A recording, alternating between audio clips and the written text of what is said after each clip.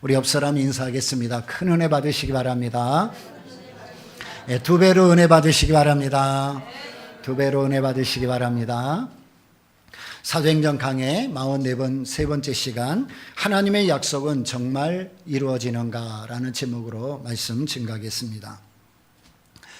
오늘의 본문은 바울이 지금의 터키 중남부에 있는 비시디아 안디옥에 이르러 안식일에 회당에 들어가서 이스라엘 사람들과 하나님을 경외하는 사람들을 대상으로 한 설교입니다. 이 설교의 핵심은 예수 그리스도가 메시아이신 것을 증거하는 설교인데, 이 설교의 말씀을 이해하고 돕기 위하여 다윗에게 허락한 약속과 그 약속에 성취하는 예수 그리스도를 연결하고 또 대조하는 것을 설교의 내용으로 삼고 있습니다. 하나님이 다윗에게 하신 약속을 다윗 언약, 또 영원한 언약이라고 하는데, 그 내용이 구약성경 사무엘하 7장에 나옵니다. 사무엘하 7장 8절로 12절에 보면 이런 말씀이 있어요. 그러므로 이제 내 종 다윗에게 이처럼 말하라. 만군의 여호와께서 이처럼 말씀하시기를, 내가 너를 목장 곧 양을 따르는 데서 취하여 내 백성 이스라엘의 주권자를 삼고, 내가 어디를 가든지 내가 너와 함께 있어 내 모든 대적을 내 앞에서 멸하였은즉 세상에서 존귀한 자의 이름같이 내 이름을 존귀케 만들어 주리라. 내가 또 내 백성 이스라엘을 위하여 한 곳을 정하여 저희를 심고 저희로 자기 곳에 거하여 다시 옮기지 않게 하며 악한 유로 전과 같이 저희를 해하지 못하게 하여 전에 내가 사사를 명하여 내 백성 이스라엘을 다스리던 때와 같지 않게 하고 너를 모든 대적에게서 벗어나 평안케 하리라. 여호와가 또 내게 이르노니, 여호와가 너를 위하여 집을 이루고 내 수완이 차서 내 조상들과 함께 잘 때에 내가 내 몸에서 날 자식을 내 뒤에 세워 그 나라를 견고케 하리라. 아멘. 혹시 볼펜 있는 분은 이 말씀을 좀 메모해 놓으시면 좋을 것 같습니다. 하나님이 다윗에게 주신 언약, 이 약속이 뭔지를 알아야 그게 신약의 예수 그리스도께서 어떻게 구속사를 성취하는지 알 수 있기 때문입니다. 하나님이 다윗에게 주신 이 언약, 이 약속의 말씀을 우리는 한마디로 요약할 때 다윗에게 승리와 영광을 약속하시고 그 자식으로 그 대를 잇게 해서 다윗 왕권을 영원하게 하겠다 하는 약속입니다. 다윗뿐만 아니라 그 자식에게까지 하나님께서 영원한 승리와 영광을 누리게 하겠다. 다윗 왕권을 영원히 하겠다 하는 말씀은 단순히 왕권을 가지는 한 가문에 관한 약속이 아니라 이스라엘이라는 나라의 번영과 그 다음에 승리와 안정을 약속하는 것입니다. 다윗은 이스라엘을 다스리는 왕이었기 때문에 대표적으로 다윗에게 주신 약속이라고 말하지만, 다윗이 하나님께 받은 그 말씀, 그 약속, 그 언약은 이스라엘이라는 나라에 영원토록 하나님이 그 약속을 이루시고 성취하겠다는 말씀으로 연결이 되는 겁니다. 이스라엘 역사를 보면 다윗 시대에 가장 행복하고 영광스럽고 평화를 누렸던 시대입니다. 그리고 그 뒤를 이은 솔로몬 시대는 그 영광이 클라이막스를 이루었습니다.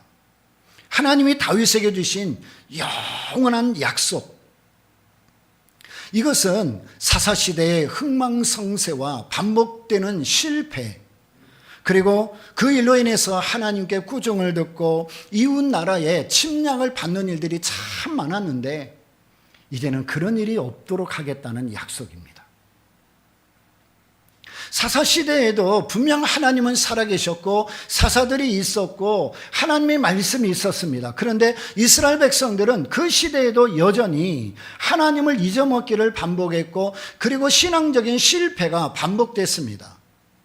뿐만 아니라 그 일로 인해서 하나님 앞에 많은 꾸중을 받았고, 그리고 계속적으로 이웃의 침략을 받아서 나라가 많은 고난을 받게 되었습니다.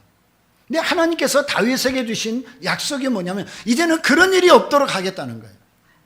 신앙적 실패가 없게 하시고 하나님 앞에 꾸중 듣지 않게 하시고 이웃 나라가 너희 나라를 건드리지 못하게 하겠다. 하나님이 이 이스라엘을 지켜주시겠다는 뜻입니다. 하나님이 이스라엘의 왕이 되시겠다. 하나님이 이스라엘의 통치자가 되겠다. 하나님이 이스라엘의 보호자가 되겠다. 여러분, 이 약속이 우리나라에도 임하게 되기를 바랍니다. 정말 세계 지도를 보면 우리나라 정말 요만해서 잘 보이지도 않아요. 근데 우리나라 역사를 보면 얼마나 환란이 많고 얼마나 고난이 많고 얼마나 침략이 많았고 얼마나 어려운 일들이 많았어요. 때로는 지배를 당할 때도 많았고 때로는 정말 말로 형용할 수 없는 고통의 시간도 있었어요. 그런데 하나님은 우리나라 역사를 무너지고 끝나고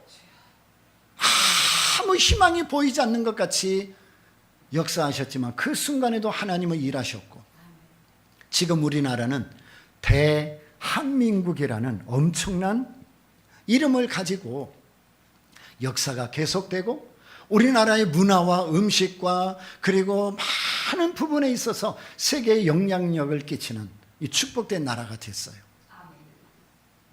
역사를 보면 우리나라는 이미 없어졌어야 돼요.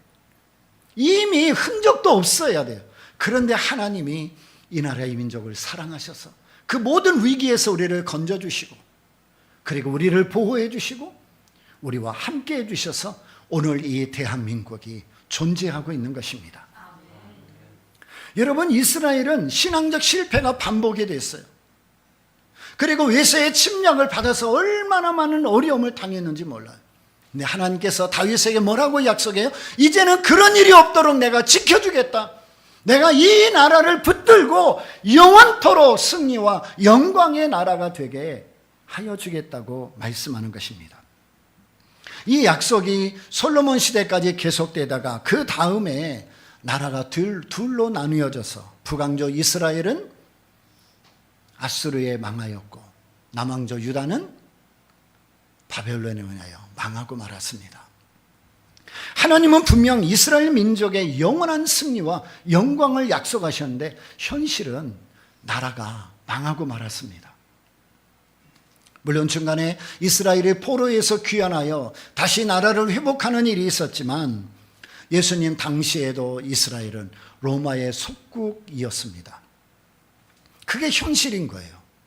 이런 상황에서 그들은 당연히 하나님이 보내실 메시아는 이스라엘을 정치적으로 독립시키고 군사적, 경제적, 사회적인 성공을 통해서 다윗 왕권하에서 이루었던 번영을 회복할 줄로 기대했습니다.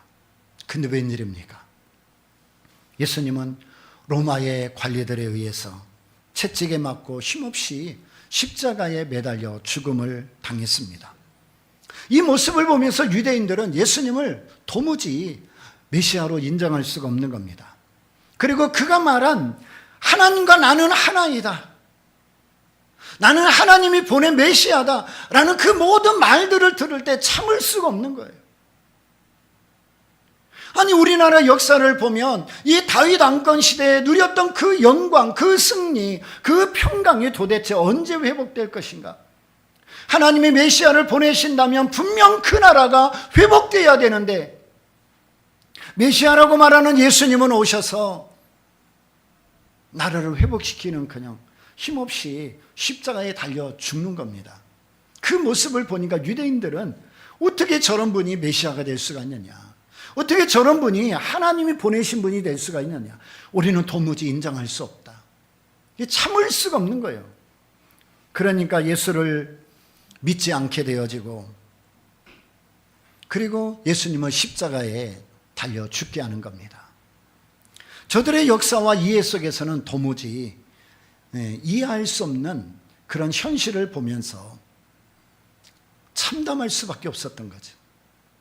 그러니까 지금까지도 유대인들은 예수님을 선지자로는 인정하지만 메시아로는 인정하지 않습니다.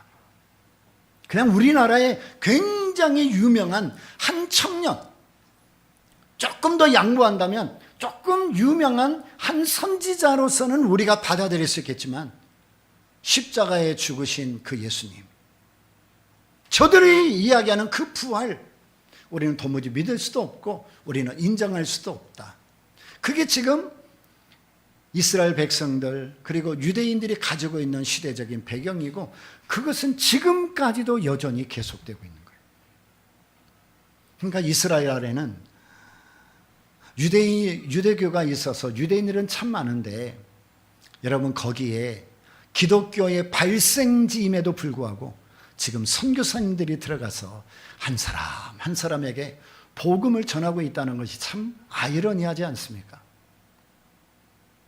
예수님의 메시아로 오신 그 땅, 십자가에 죽으시고 부활하신 그 땅, 하나님의 약속을 성취하고 이루실 그 땅, 그리고 기독교의 최초 발생지이자 복음의 출발선이었던 그 땅. 근데 정작 그 나라에 사는 사람들은 그 예수님을 그리고 그 복음을 받아들이지 않고 인정하지 않고 있다. 굉장히 아이러니한 시대를 우리가 살고 있는 것입니다. 그러나 바울은 이스라엘 백성들이 이렇게 예수님을 인정하지 않고 메시아로 받아들이지 않는 데는 다윗 언약을 오해했기 때문이라고 설교합니다. 가장 큰 오해가 뭐냐면 하나님이 다윗에게 약속한 그 승리, 그 영광, 그 나라는 우리 눈에 보이는 지상국가가 아니라는 겁니다. 하나님의 약속, 하나님의 나라, 하나님의 영광은 우리 눈에 보이는 어떤 정치적인, 사회적인 그런 힘과 권력을 행사하는 지상의 국가가 아니라는 거죠. 다윗 왕권의 성공과 승리와 영광은 분명 하나님 나라의 한 예표임에는 틀림없습니다. 그러나 그 보이는 영광이 하나님이 약속한 궁극적인 나라는 아니라는 겁니다.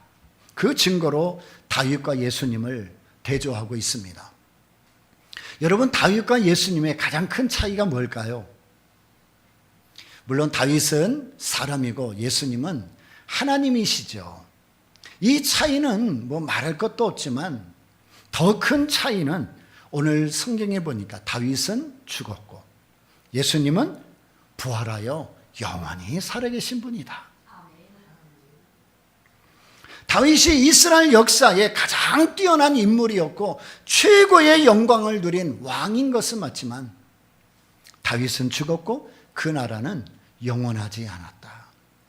하지만 예수님은 십자가에 죽으시고 부활하신 메시아로 그에게 속한 모든 백성, 그리고 예수님을 믿는 모든 자녀들에게는 영원한 구원, 영원한 생명, 영원한 하나님의 나라 천국이 약속되어 있다는 겁니다. 그러니까 다윗에게 약속한 하나님 나라는 이 세상에 보이는 어떤 국가가 아니라 결국은 우리에게 주어질 영원한 천국을 의미하고 있다는 것을 알 수 있습니다. 따라서 우리에게 하나님이 축복하신다, 하나님이 우리 인생과 역사의 주인이시다, 이런 말씀을 들을 때 세상적인 물질적 축복이나 눈에 보이는 형통으로만 생각하지 말라는 겁니다. 이게 오늘 본문에서 바울이 설교하는 핵심 내용입니다.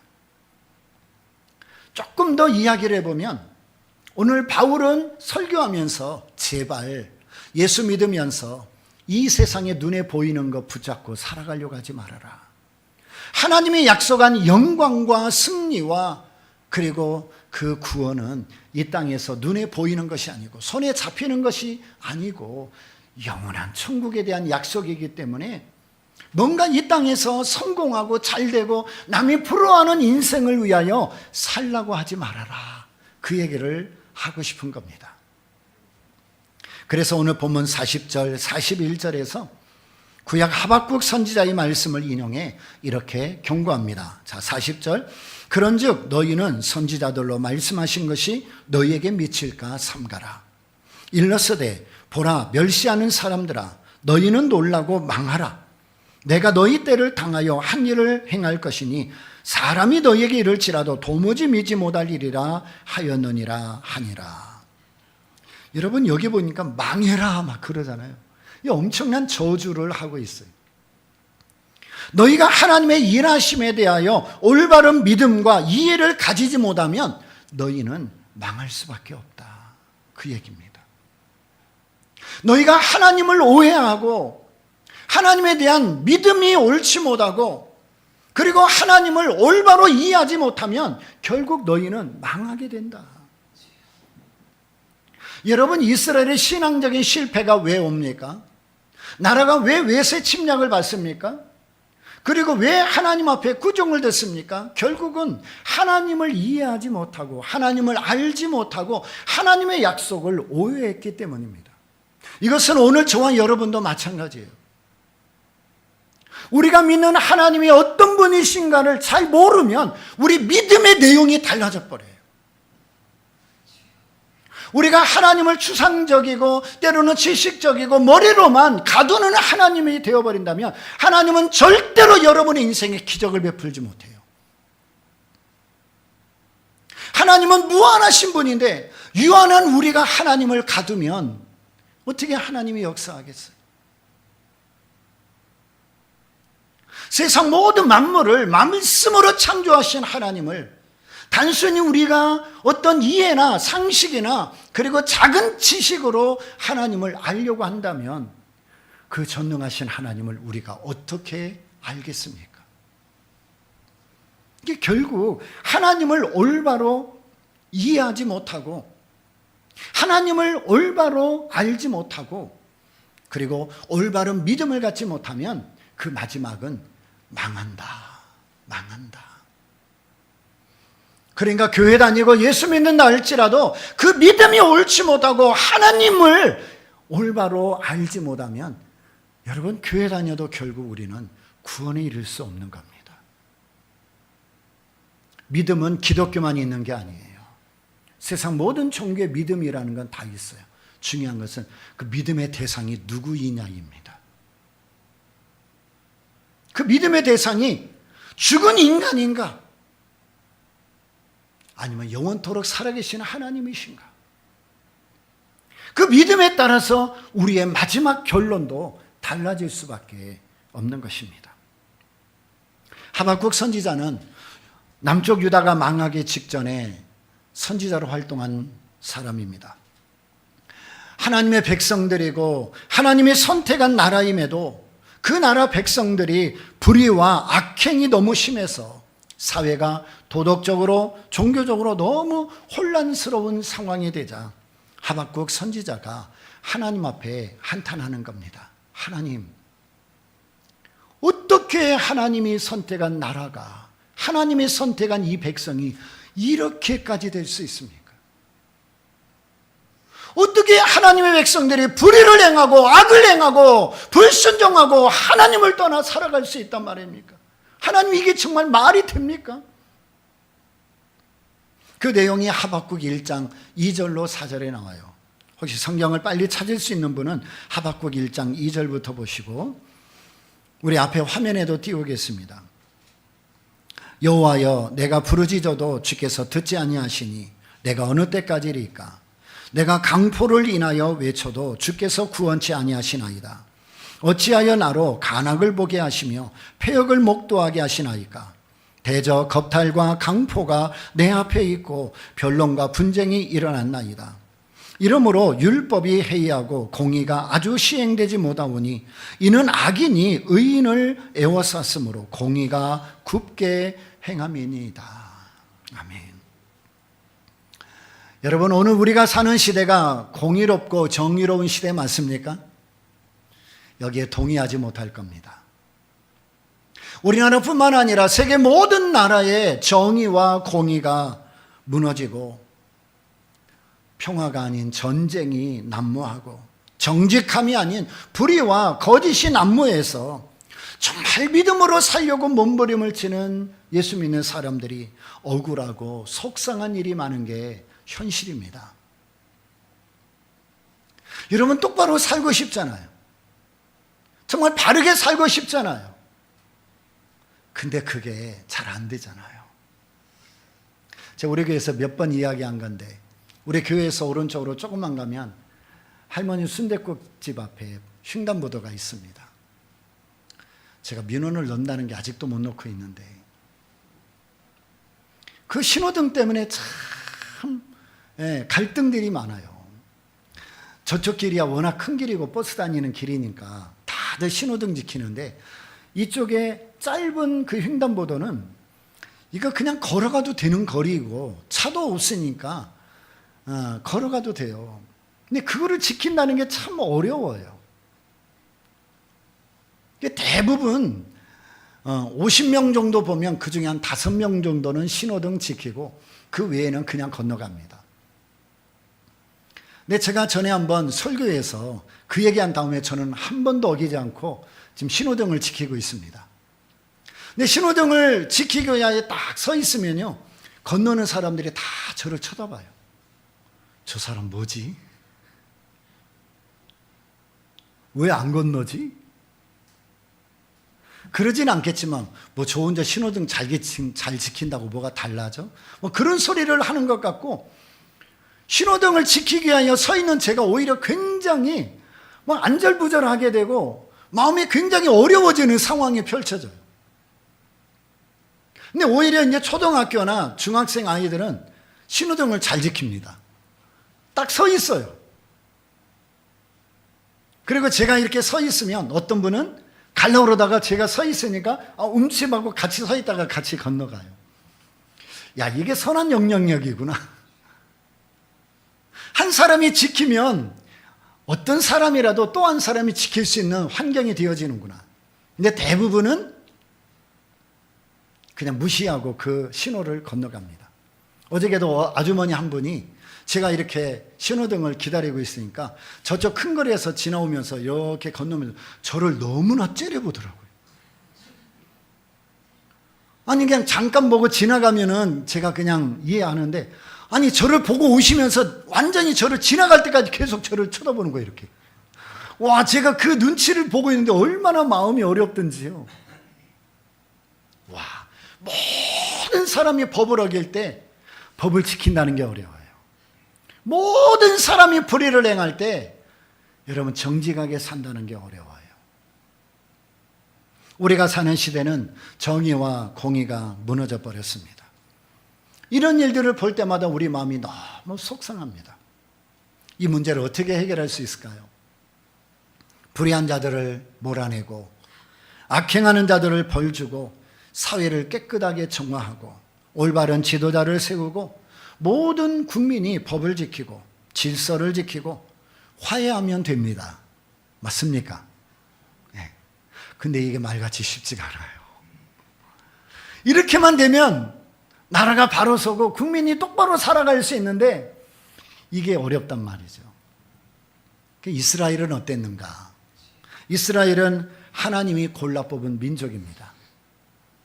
애굽에서 400년이나 종살이하던 그들을 10가지 재앙으로 바로를 굴복시키고 출애굽했습니다.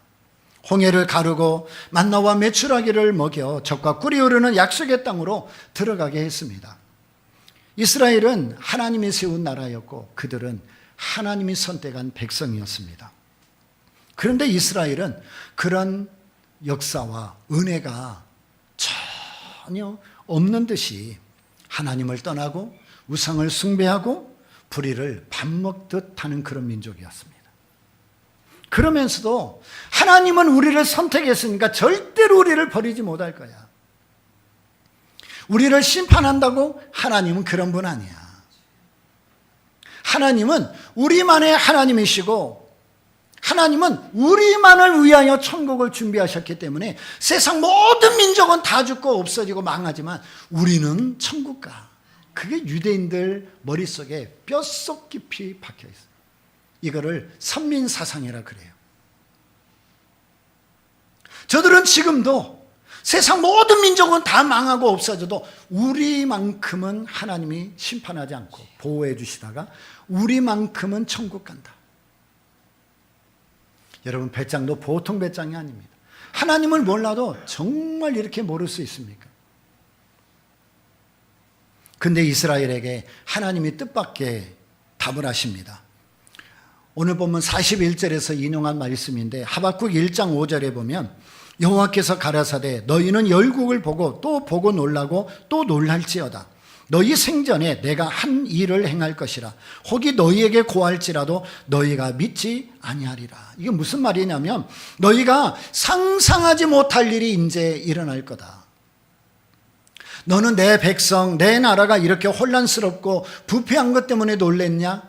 그거 아무것도 아니야. 더 큰 일이 일어날 거다. 더 놀랄 일이 너희한테 곧 닥칠 거다. 설마 하나님 그런 일을 하실까요? 아니, 내가 한다. 하나님이 하겠다고 말씀한 내용이 하박국 1장 6절로 11절입니다. 좀 길지만 앞에 화면을 참조하시고 제가 읽겠습니다.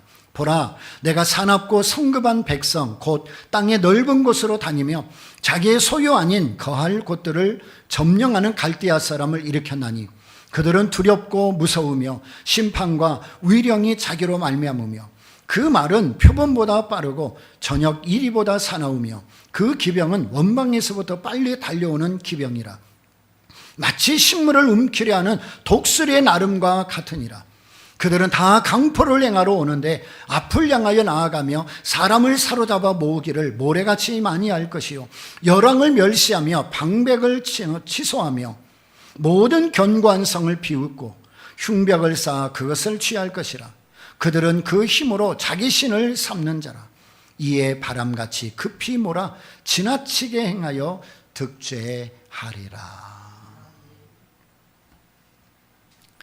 하나님께서 하나님을 오해해가지고 설마 우리는 심판하지 않을 거야. 절대 우리는 구원의 자리에서 우리는 떨어지지 않을 거야. 그러면서 배짱을 부리고 있는 그 이스라엘 민족을 향하여서 뭐라고 그래요? 너네 긴장 풀면 안 된다. 너네 그렇게 오해하며 살다간 망한다. 내가 어떤 일을 행할지 봐봐라. 내가 이제 강포한 침략자들을 너희 나라로 보내서 너희 나라를 사로잡고 굴복시키고 흉악할 정도로 통치하게 할 거다. 나만 아는 게 하나도 없을 거다. 실제로 북쪽 이스라엘의 아수르와 남쪽 유다의 바벨론이 쳐들어와서 나라가 망할 때 얼마나 많은 사람들이 죽음을 당하고 고통을 당하고 포로로 끌려가고 이스라엘 성전은 파괴되고 모든 기물은 다 빼앗아가고. 여러분, 나는 예수 믿으니까 하면서 안심하며 믿음의 선한 싸움을 포기하며 그리고 세상과 타협하며 살다가는 반드시 더 큰 일을 당할 거다. 하나님이 지금 경고하는 겁니다. 혹시 여러분 신앙에 가슴이 지금 뛰고 있습니까? 교회와 예배를 생각하면 가슴이 벅차오르십니까? 예수님을 만났던 그 첫사랑 때문에 지금도 눈물을 흘리고 계십니까? 하나님의 말씀을 들으면 그 말씀이 내 안에서 열매를 맺고 수소할 것에 대한 기대가 있습니까? 지금 우리는 야성도 잃어버리고 감격도 잃어버리고 긴장도 풀고 혹시 종교 생활하고 계신 것은 아닌가요? 내가 정말 하나님을 믿고 예수를 믿고 말씀을 의지하여 성령으로 인하여 살아가는 신앙이 아니라 내가 지금 혹시나 나는 기독교인이야 라는 것 때문에 종교 생활하고 있지는 않냐면 여러분의 가슴에 한번 손을 얹고 생각해 보세요. 하나님 때문에 여러분의 가슴이 뛰고 있는지, 믿음 때문에 감격이 있고 있는지, 사랑 때문에 눈물을 흘리고 있는지, 말씀 때문에 여러분 삶이 흥분되고 있는지. 실제로 교회와 세상은 떨어질래야 떨어질 수 없습니다. 여러분 교회 안에서 여러분이 감동받고 감격하고 사랑을 회복하고 말씀의 능력을 가지고 세상에 나가서 때 여러분의 삶은 흥분이 될 거예요. 여러분의 삶이 흥분이 된다면 그 흥분이 교회 안에까지 연결돼야 돼요. 근데 이게 지금 다 끊어져 버린 거예요. 세상에서 하나님과 함께하는 그 흥분이 없으니까 주일날 교회 올 때 흥분이 안 되는 겁니다. 여러분 마음속에 신앙에 가슴이 뛰기를 바랍니다. 하나님을 생각할 때마다 흥분이 될 수 있기를 바랍니다. 여러분 이게 다시 회복이 되어야 돼요. 그렇지 않으면 오늘 이스라엘을 향하여 하나님이 뭐라고 그래요? 너네 그렇게 살다가는 망한다.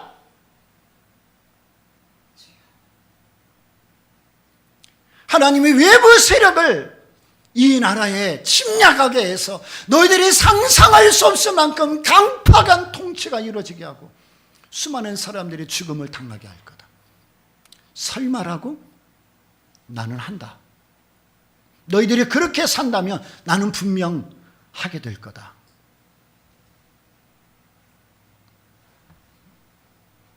혹 데려갔다가 혹을 붙였습니다. 그러니까 이스라엘이 얼른 하나님 앞에 타협점을 내놓습니다. 그게 하박국 1장 12절입니다. 선지자가 가로되 여호와 나의 하나님 나의 거룩한 자시여 주께서는 만세전부터 계시지 아니하였나이까 우리가 사망에 이르지 아니하리이다.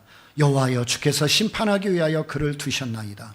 반석이시여 주께서 경계하기 위하여 그를 세우셨나이다.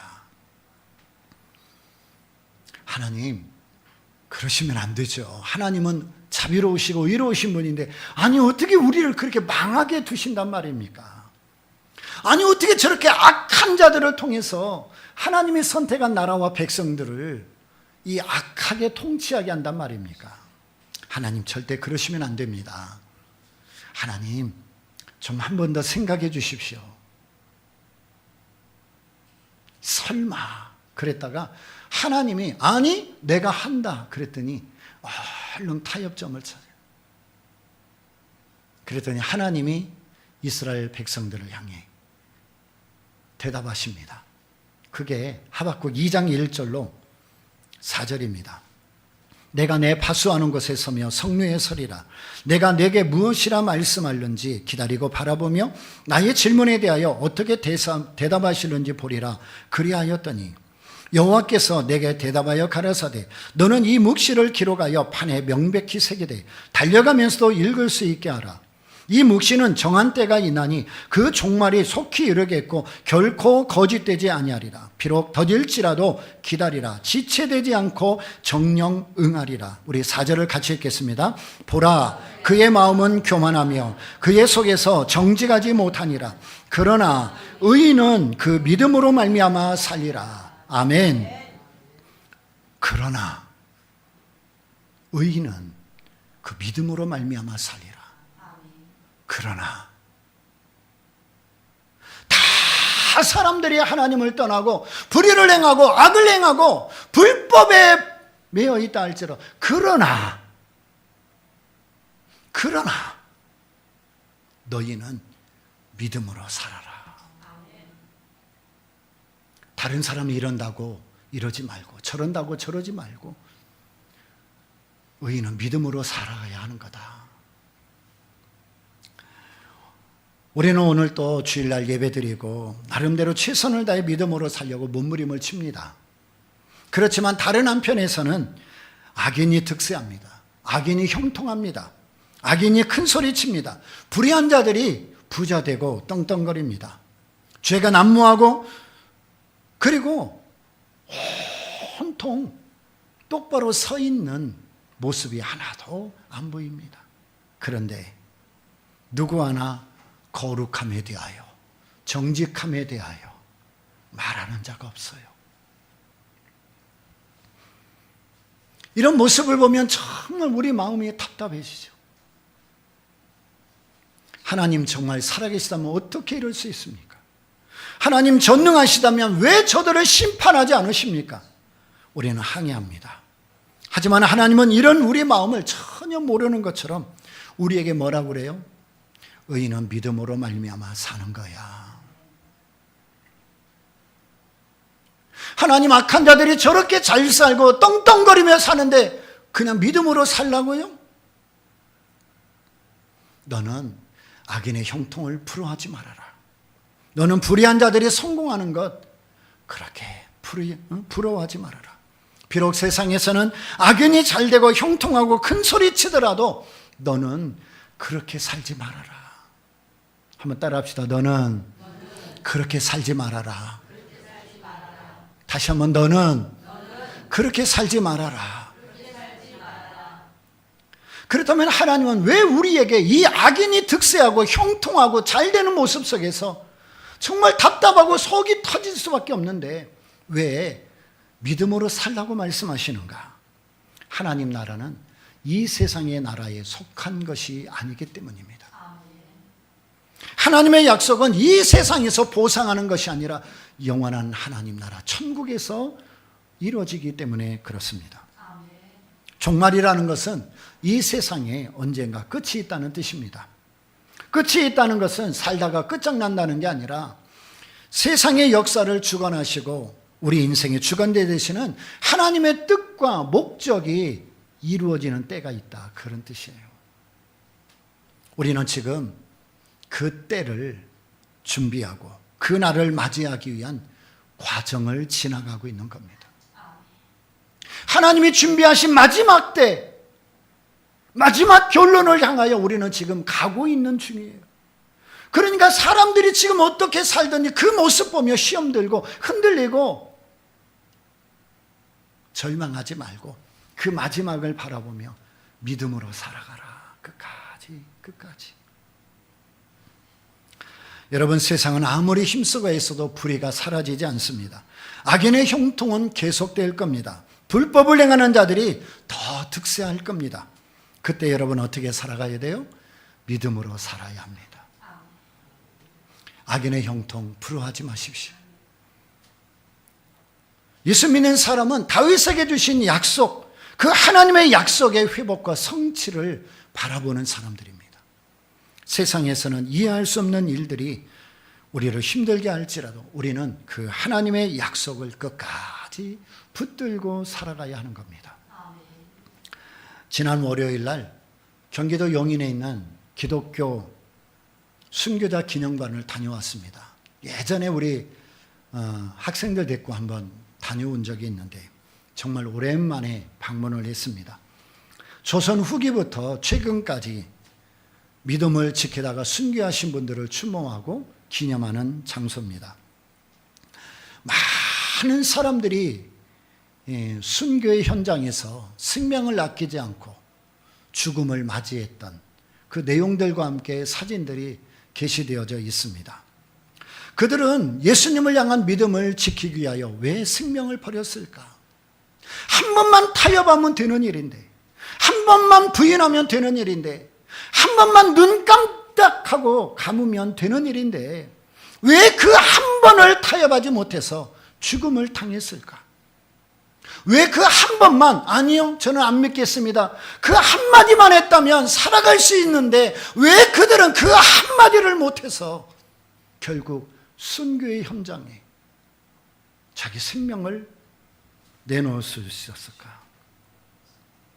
여러분, 모든 사람의 생명은 귀합니다.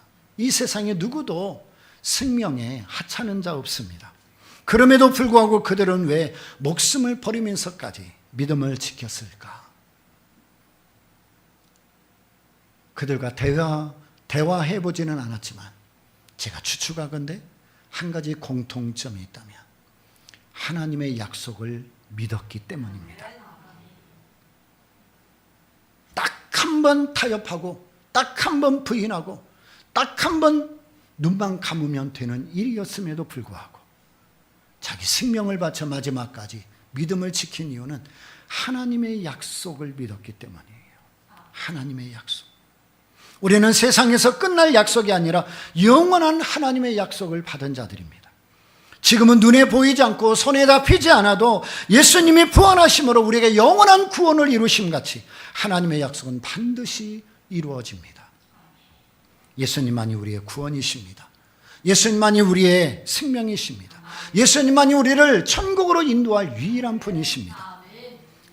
우리가 이 땅에서 악인의 꾀에 빠지지 않고 죄인의 길에 서지 않고 오만한 자리에 앉지 아니하고 오직 여호와 율법을 즐거워하며 하나님의 약속을 끝까지 믿음으로 살면 우리 가운데 하나님 나라가 임하게 되고 그 약속이 예수님을 통하여 이제 곧 완성될 날이 반드시 옵니다.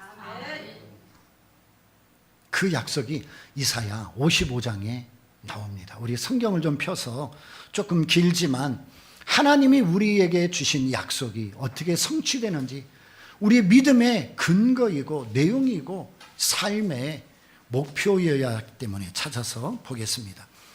구약성경 1035쪽입니다. 이사야 55장 1절로 11절입니다. 제가 읽겠습니다. 너희 목마른 자들아 물러나오라. 돈 없는 자도 오라.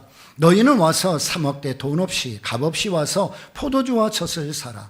너희가 어찌하여 양식 아닌 것을 위하여 은을 달아주며 배부르게 못할 것을 위하여 수고하느냐. 나를 청종하라. 그리하면 너희가 좋은 것을 먹을 것이며 너희 마음이 기름진 것으로 즐거움을 얻으리라.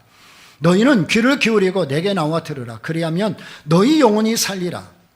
내가 너희에게 영원한 언약을 세우려니 곧 다윗에게 허락한 확실한 은혜니라. 내가 그를 만민에게 증거로 세웠고 만민의 인도자와 망령자를 삼았었나니 내가 알지 못하는 나라를 부를 것이며 너를 알지 못하는 나라가 내게 달려올 것은 나 여호와 내 하나님 곧 이스라엘의 거룩한 자를 인함이니라. 내가 너를 영원롭게 하였느니라. 너희는 여호와를 만날 만한 때에 찾으라. 가까이 계실 때에 그를 부르라. 악인은 그 길을 불의한 자는 그 생각을 버리고 여호와께 돌아오라. 그리하면 그가 긍휼히 여기시리라. 우리 하나님께로 나오라. 그가 널리 용서하시리라. 여호와의 말씀에 내 생각은 너희 생각과 다르며 내 길은 너희 길과 달라서 하늘이 땅보다 높음같이 내 길은 너희 길보다 높으며 내 생각은 너희 생각보다 높으니라. 비와 눈이 하늘에서 내려서는 다시 그리로 가지 않고 토지를 적시어서 싹이 나게 하며 열매가 맺게 하며 파종하는 자에게 종자를 주며 먹는 자에게 양식을 줌과 같이 내 입에서 나가는 말도 헛되이 내게로 돌아오지 아니하고 나의 뜻을 이루며 나의 명하여 보낸 일에 형통하리라. 아멘. 이 다윗에게 주신 약속은 이스라엘만의 약속이 아니라 열방을 향한 하나님의 약속입니다. 잠깐 있다가 없어지는 약속이 아니라 영원한 약속입니다. 지금 현재 주어지는 약속이 아니라 미래에 성취될 약속입니다. 지금은 과정이고 때가 되면 반드시 이루어질 약속입니다. 농부들이 종자를 심고 잘 가꾸며 때를 기다리면 반드시 열매 거두는 날이 오듯이 우리 믿음은 반드시 역사하고 하나님의 말씀은 반드시 이루어질 날이 올 것입니다. 일찍 홀로 되신 어머니 한 분이 콩나물 장사를 하면서 자녀들을 믿음으로 잘 키웠습니다. 이제 자녀들이 성장해서 성공하여 잘 살게 됐어요. 자녀들이 어머니에게 그럽니다. 어머니 이제 고생 그만하시고 저희들이 호강시켜 드릴 테니 우리와 같이 편안히 누리면서 사시면 어떻겠습니까?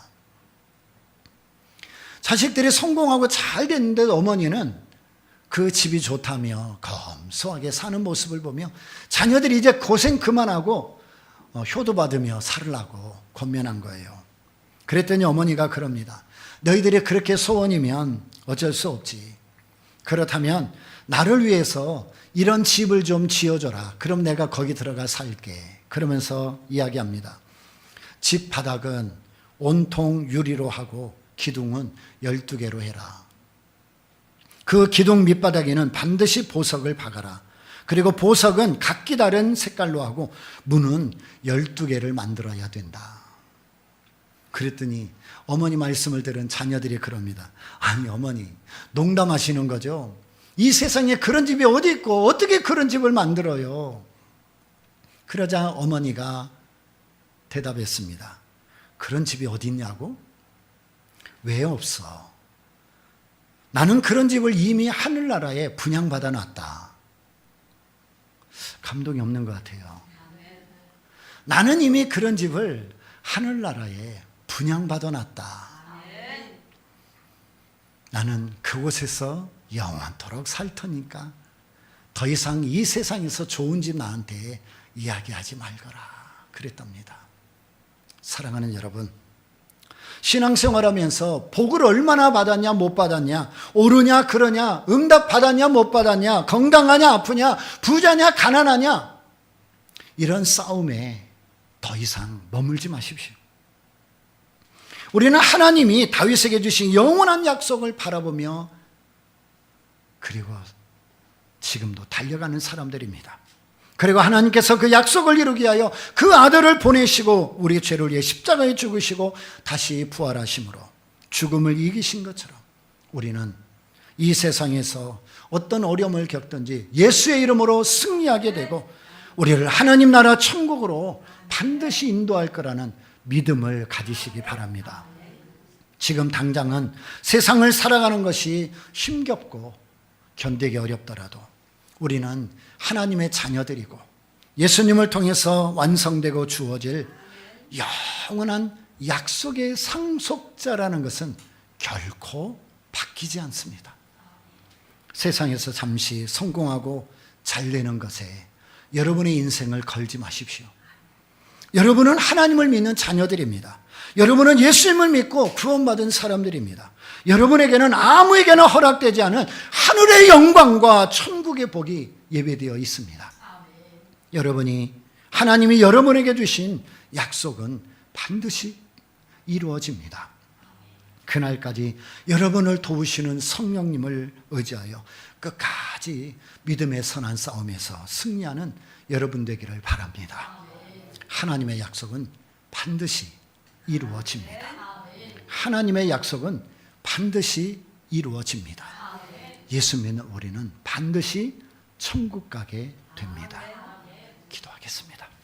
하나님 아버지, 비록 삶의 현실과 상황이 힘겹고 어렵고 악인이 득세하고 형통하고 불의가 판친다 할지라도 너희는 그렇게 살지 말아라.